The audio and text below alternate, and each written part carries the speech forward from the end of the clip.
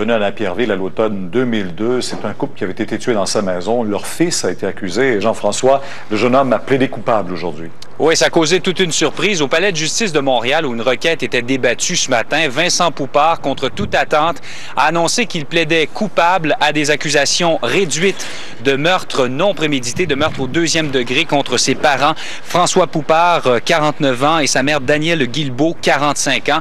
Le drame avait secoué la région de Napierville, était survenu le 15 novembre 2002. Au départ, Vincent Poupart disait avoir trouvé ses parents, donnait un alibi comme quoi cette nuit-là, à la nuit où le meurtre aurait été commis, il avait une panne d'essence.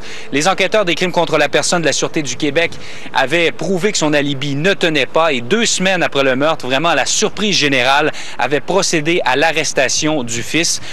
Pierre, le procès devait commencer lundi prochain. On s'y préparait. C'est un procès qui allait être suivi alors qu'on voit Vincent Poupart lors des funérailles de ses parents qui semblaient à ce moment-là inconsolables.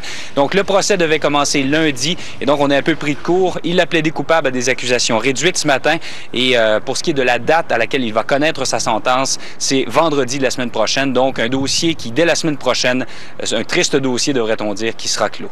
Merci. Au revoir.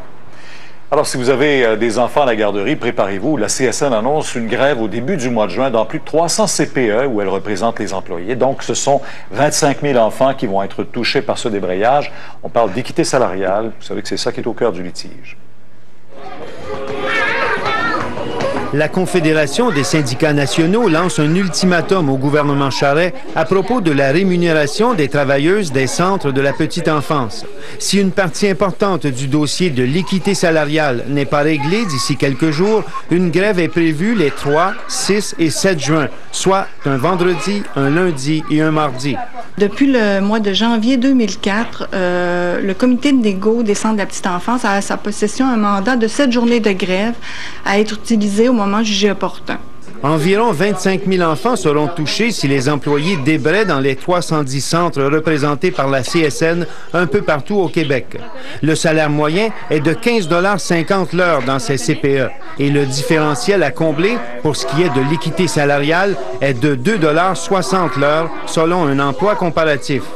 On est convaincu que les 8 jours qui restent avant d'entamer des moyens pressants, nous avons tout l'espace nécessaire s'il y a un minimum de volonté politique pour régler le dossier. L'équité salariale est un vieux litige dans ce secteur. Il y a plus de 10 ans, en 1994, le Conseil du statut de la femme concluait déjà que les travailleuses des garderies étaient sous-payées.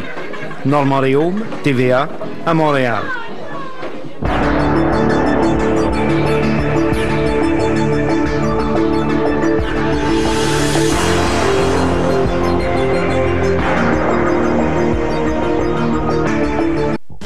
Qui pourrait peut-être bientôt faire entrer le père Frédéric parmi les saints.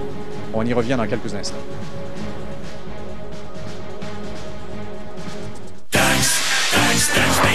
Vos économies seront encore plus grandes parce que sur les plus bas prix garantis, dans tous les temps gays, c'est l'événement.